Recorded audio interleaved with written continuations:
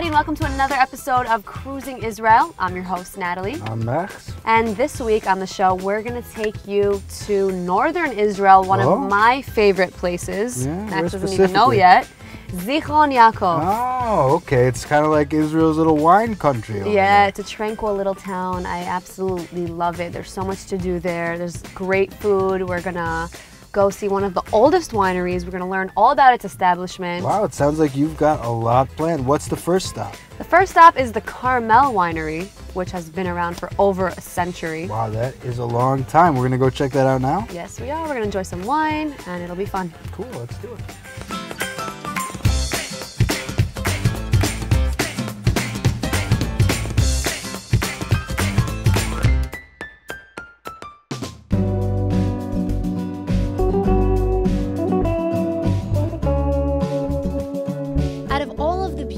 Places there are to see in Israel, there's really nothing like Zichron Yaakov.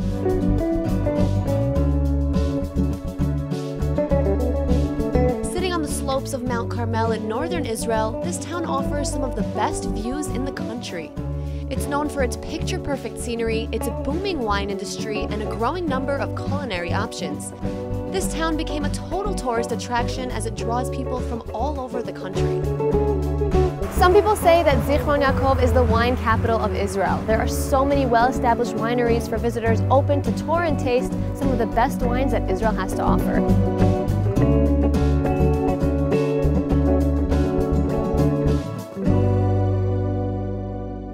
Today, the entire town is filled with loads of wineries. But the mother of all wineries, the one that has been here from the start, is the historic Carmel Winery. This is one of the biggest aging rooms that I've seen yet in this country. How many barrels are surrounding us right now? I've lost count, Natalie. There's a lot. The largest winery in Israel, which today is producing 15 million bottles annually, has received countless awards for the taste and quality of their wine varieties, and the reason why is their use of top-of-the-line ingredients. And these are the Rolls-Royce of barrels. A special type of oak. Are there any differences between the barrels? Yeah, well, they're different companies, and the smaller the barrel, the more contact the wood has with the wine. The wineries will buy barrels almost like you order a steak in a restaurant. Either heavily toasted, medium toasted, lightly toasted. You can see each barrel even has its own ID. This says ML, which means it had medium to light toast. So a winemaker has a lot of decisions to make, from the quality of the grapes, the type and size of barrel, and of course, how long the wine remains in the barrel. But they also harness a new method more and more wineries are finding an interest in. What you're seeing here really is again, the old and the new. Because after they discovered that wine could be stored well in barrels and mature well in barrels, they realized if they used concrete, it also adds properties to the wine. This was a popular method in the 1920s, but today more wineries are going back to old world methods to enhance the flavor. Here we have these amazing, what's called foudre in France. So the biggest barrels I've ever seen. 5,000-liter barrels. This is filled to the top with wine? To the top, absolutely. What do these enormous barrels do for the wine? What is the purpose of it? If the winemaker wants to make a wine which is a little lighter, touches of oak, these are for the more lighter, fruity, fruit-forward wines. Although today Carmel Winery is very successful with a long and storied history, back in 1882, around the same time the town was established, things weren't off to such an easy start.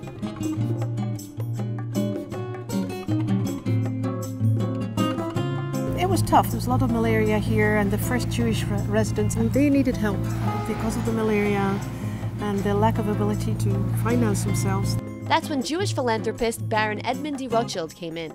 He saw this town's potential to become a thriving winemaking town. After all, this is the country where ancient winemakers once flourished. He saw that there was this window of opportunity to make wine for the Christians and Jews from the Holy Land and export it to the United States, to Europe, where Jewish people use wine. Today, Carmel Winery uses super advanced technology and modern stainless steel vats to control its temperature. But during its early stages, Rothschild faced an issue with the hot Mediterranean sun. He realized there's no option because of the heat here. He has to spend a lot of money building cellars under the ground. So we could actually see those cellars that Rothschild built here all those years ago? Absolutely, absolutely. Let's go, let's do it. Go.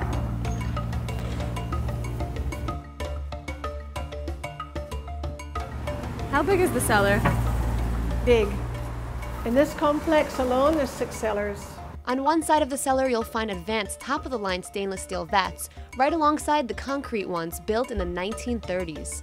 They weren't very sophisticated back then. Just had a little opening at the top to fill them with wine, a little narrow opening at the bottom to take wine out. Since the winery is over a century old, it's been through World War I, World War II, so many other battles that happened here in Israel, but it still managed to stay successful each year, right? Yeah, it's unbelievable. We have a lot of special stories here. If you take a look at this wall, what looks like a wall, it was made to look like a wall, but behind that there's another one of these concrete vats. And they specially built a little hideout where they used to hide weapons. We could go see it? Why not? Let's go and see our hideout. How do we get there? Do we have to climb? Yeah.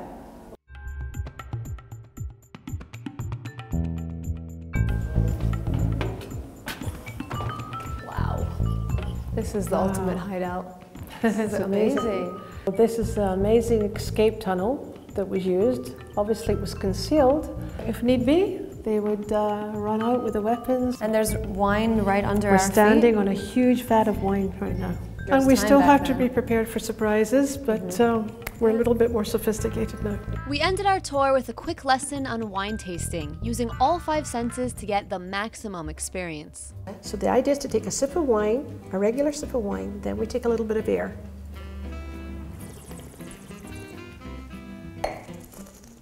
Swish it around your taste buds, then swallow.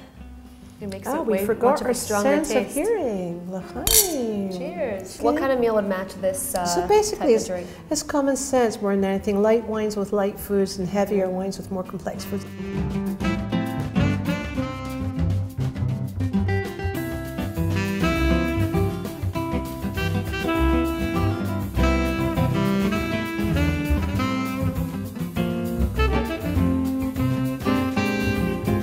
So Rothschild's dream came to life, making significant positive changes to the Israeli countryside and putting Israel on the map in the international winemaking industry. So how about that wine? I think Rothschild himself would have been proud.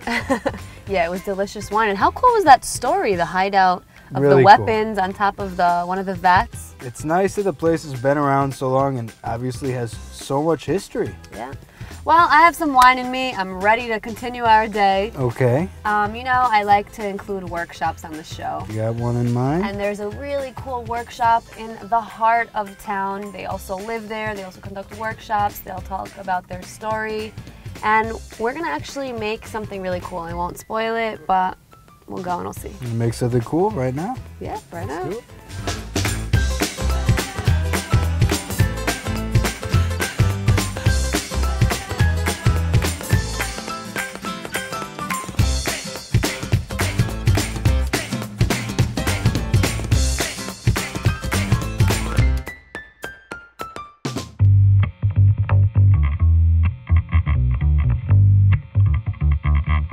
Although Zichron Yaakov is known for its world-famous wineries, this unique town has so much more to offer. People are drawn here from all over the world, and today we're going to go visit a family business who offers a fun workshop in the heart of town. Hi, I'm Natalie. Hi, I'm Timna. Nice to meet you. I'm in love with this neighborhood. It's absolutely beautiful. I can't believe I've never been here before. I see that this whole strip here has private homes, but it's actually cafes, restaurants, shops. While today it's the main pedestrian street where people go to shop and stroll around, it was once the original street of Israel's first Jewish settlement. You guys live here We as well? live here, yeah. We live here, my parents and their other neighbors, but mainly businesses. How long have you From lived here? About 30 years. Wow, so the neighborhood definitely changed Changed, throughout yeah. these It was years. just a regular street, two-way street, nothing but what you see now. And it's become like so fashionable now. Most of the homes have been completely restored, bringing out its original charm. So we're going to learn how to make paper today, right? Right, that's what we do. Okay. We make paper. We've been making paper since 1986. The Newman family got into the paper-making business in Japan, where they learned the trade. So what you see here on both sides, this is the shop, the gallery, and this is the workshop. My son started when he was like young. He grew up with this, and that's what he does. He makes most of the paper He teaches how to make paper. He sells, he makes his own art. The handmade paper is made from the bark of mulberry trees, which was seeded in their own backyard, having been brought back to Israel all the way from Japan. In the morning we went to cut the branches, and then we put it here for about 1 hour. So now the branches are soft enough for us to use? Yeah, now it's soft. So now I start from the thicker part. I make one hole here. Yeah, because of the steam. And what do we do with this? This is what we're using? That's what we're using. If I open it, you can see the fibers here. That's what we need. That's what we need. We need the fibers. Mulberry is ideal for paper making because it has the strongest and longest fibers. So after we're done peeling the branches, it gets cooked for a couple of hours. So this has been cooked for 2 hours. So what we're doing, I'm going to take a mallet, pound it like this. So this is separating all of the fibers. Yeah, that's what's separating it. And after I make it flat, I have to fold it. And start again. And start again. Here. Submerging the fibers in the water separates them, which is a crucial step to paper making. And for those wanting to add a natural touch of color to the paper, have the option to pick some flower petals to add to the sheet. So these are the geraniums. That's the best flowers that can be put in the paper. It's a fragrant flower. So usually the geranium is the best for the paper. So let's pick this white flower.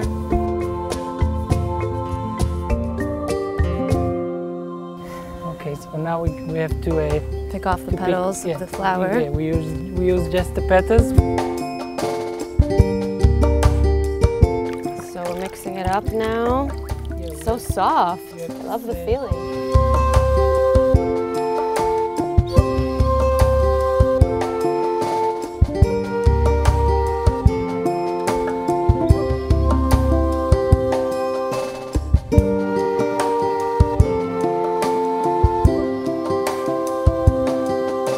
I'm bringing this over to you now. And I'm going to put it into the press. Cool.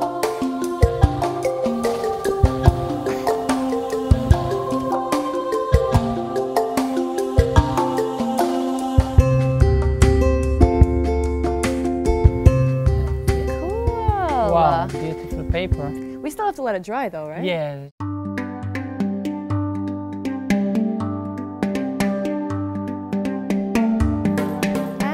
Done.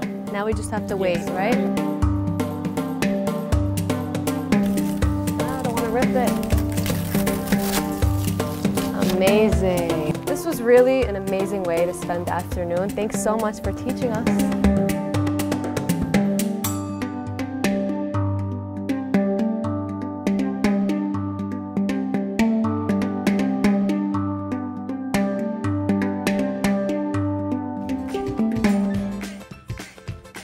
I don't know about you, but I really enjoyed that workshop. It was one of my favorite workshops we've done on the show. Beautiful home. It's really cool that a family could all work together and share their passion with the other visitors. Yeah, I'd never seen paper being made like that before. So, what's next on the agenda? You got something new planned? Yes, so the next thing we're going to do, you know how Zichron is known for its amazing award-winning wineries, boutique wineries. I mean, there's just hundreds of them all over the place. It's true. So I figured we'd go visit Tishby Winery, another one of the top wineries in the country.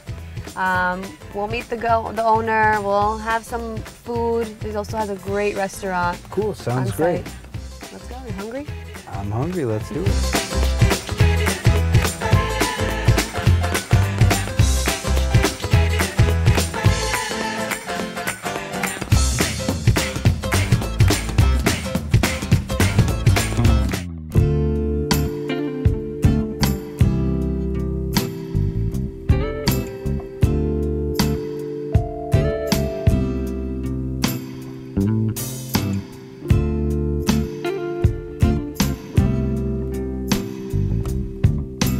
There's nothing like finding that perfect combination of flavorful quality dishes paired with just the right wine. And enjoying it outdoors, shaded by grapevines, only makes the experience that much better.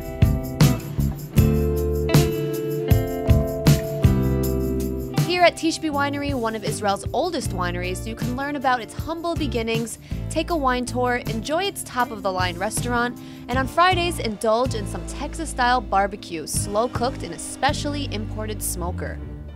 The winery was built by my father in 1984.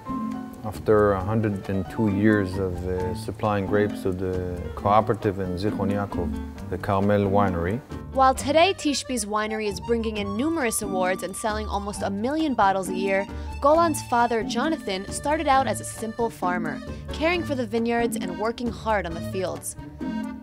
But that's when Jonathan decided to take a chance and try something new.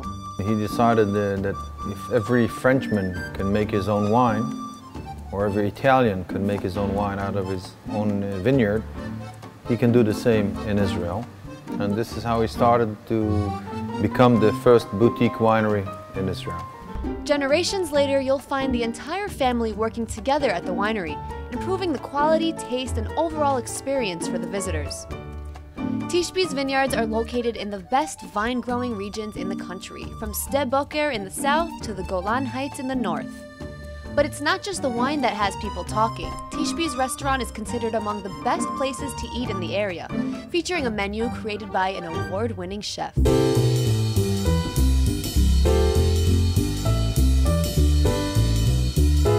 We are making a salad quinoa, red quinoa with tahini, raisins, petroselia, special carrots, purple, yellow and red. And then we also have a shallot, which is a small onion, which we also cook together in our confit. All that we combine into a very flavorsome and also colorful salad. Let's start here. We mix them well. We're using here actually tahini golmi, which is the natural form of tahini. We put it here on our plate, so we can use this as a base of our salad. Okay, next thing we start with preparing the rest of our salad. We have here fresh spinach. We have here some labneh, which we add on it. This is a yogurt-like cheese that we add to our dish to create a little bit contrast to the earthiness, to give the feeling of the freshness that we have with this product. Mint leaves as well. Give us a nice contrast. We have here some very special syrup, which we make from aged red wine. As we are working here in a winery, we have also wine that we use for vinegar.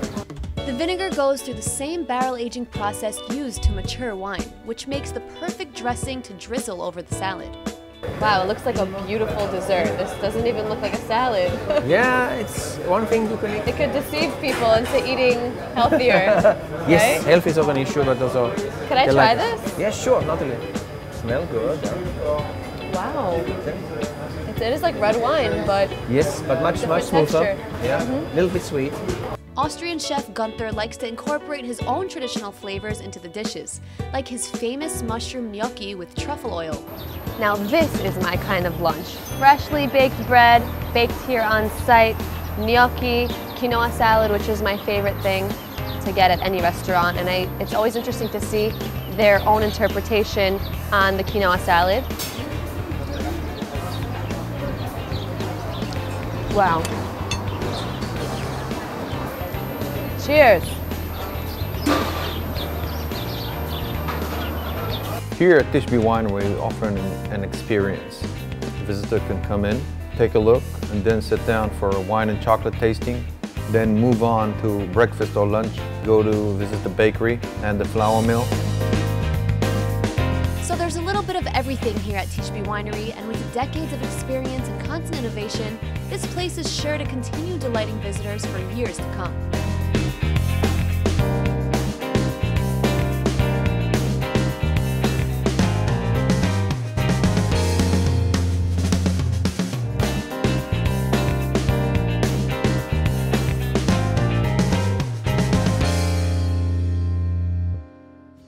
Everyone, thanks so much for joining us for this special... Everyone, thanks so much... Everyone, thanks so much for joining us as we continued looking over our... Everyone...